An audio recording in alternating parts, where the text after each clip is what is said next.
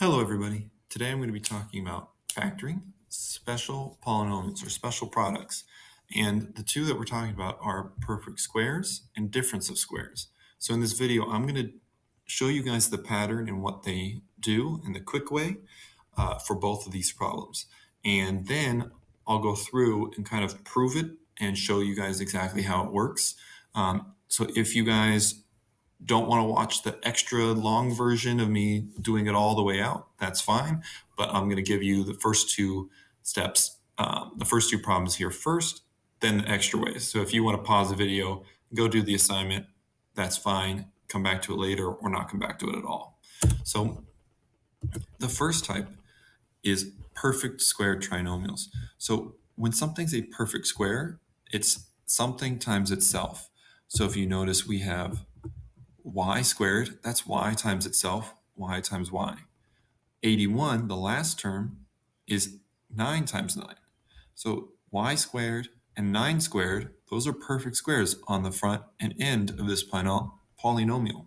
The middle term is 18, 18y.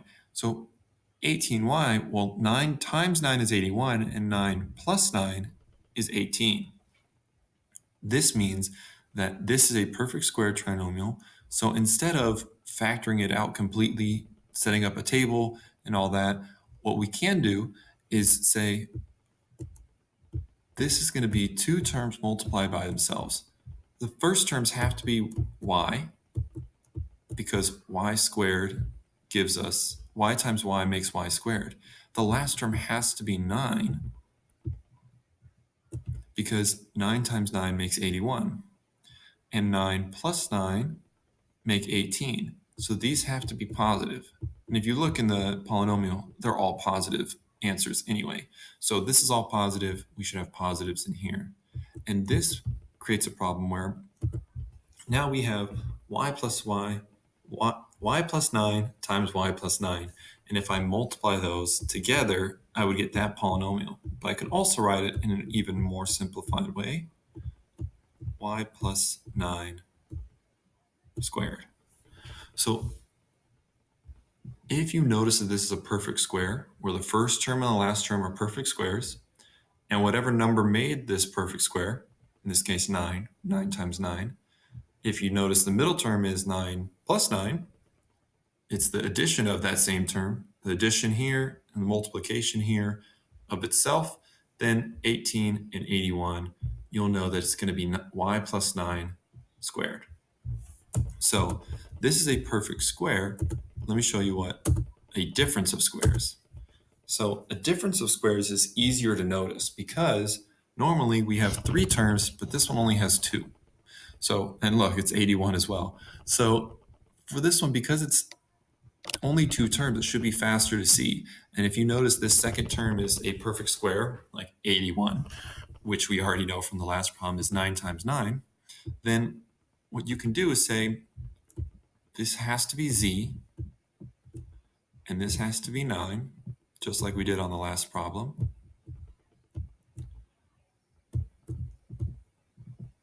The next term, same thing, z and 9. What's different here is the last problem was all positives, and there was that middle term where we added 9 plus 9. This one doesn't have that middle term, and there's a negative. Well, if I have a negative sign, then that means 9 times 9 makes 81, no matter how you do it, no matter what signs. But if I want a negative answer, then one of them has to be negative and the other has to be positive. It could be either one, but if they're both negative, they make a positive number. And if they're both positive, they make a positive number. So one has to be negative and one has to be positive. Doesn't matter which one, but as long as one is negative and one is positive. And when you do this, it makes a difference of squares. And that middle term, when you multiply them, actually gets canceled out because you'd get negative 9z and positive 9z. There'd be a zero pair, they'd add to make 0. It wouldn't be there, which is why they're not here in this question when they ask you to factor it. So if you notice that you have a difference of squares or a multiplication of the perfect squares and you're trying to factor them, you don't have to do the whole long way, but you can just go straight to the answers here. as you notice what the number was as the factor of that perfect square. Now I'm going to go through on both of these and kind of check my work and show you where I got that from. So now we have negative 14y plus 49. So I see that that's going to be 7. So let's do this. We have a table, and I'm going to need to multiply to 49, and I need to add to negative 14. So what I'm going to do here is, let's use,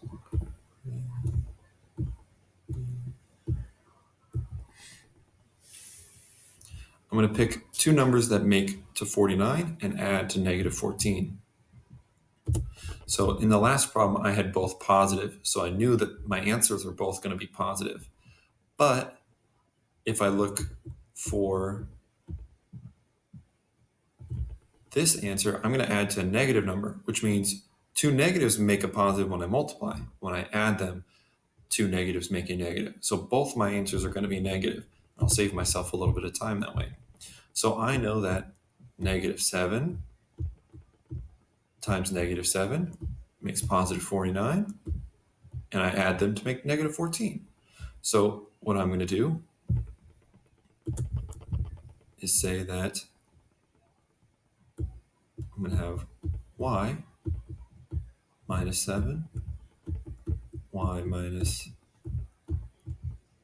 7, which is the same as y minus 7 squared. So I'm going to even check my work another way, and I'm going to show you if I make the apartment with these two terms here, should give me the same thing. Y minus 7, y minus 7. Well, this is going to be y squared. This is going to be negative 7y. I'm having trouble with my y's.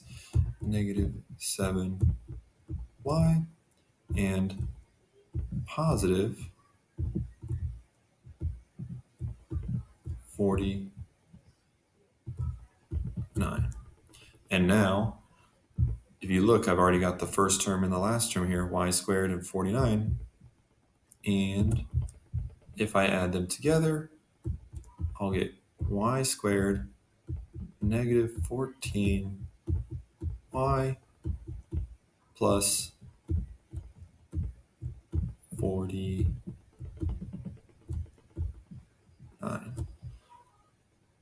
This is where I started with. This is me multiplying them together to kind of check my work and double check that this is the right answer. So now I'm going to go to one of the difference of squares and kind of prove that and check my work on that. So I have y squared minus 25. Okay, so I notice it's a difference of squares, but I'm going to still do this problem out the whole way. I'll make my table.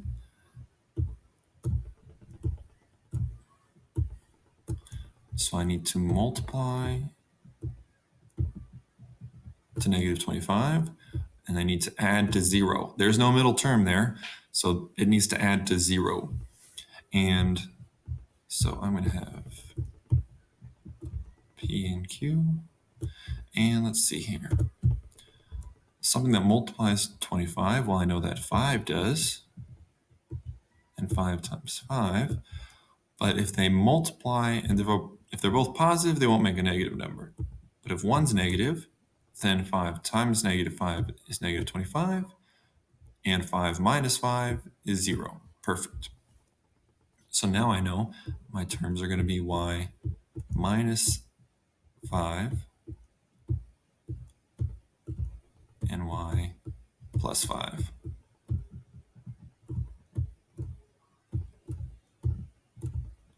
and this will be my answer. And if I want to show my work in a apartment, which I do, and this is where it'll be easier to see where that middle term goes and how it gets canceled out. So if I start with y minus 5, y plus 5, y times y makes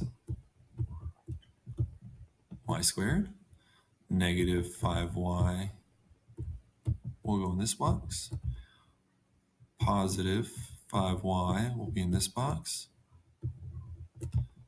Why am I having so much trouble with my letter y's today? I don't know. And this will be 5 times 5, which makes 25. And since one of them was negative, we'll have negative 25. Now, if I write these out in a new color, I would have y squared minus 5y plus 5y minus 25. But hold up, wait a minute. These are opposites of each other. Negative 5y, positive 5y cancel out. They make 0. And so now all I have left, which I'm probably going to need to draw an arrow down a little bit where I have more space. I can't even draw arrows today either. Now I just have y squared minus 25. And y squared minus 25 is what we started with. So I just checked my work and made sure that this here in green is my correct right answer.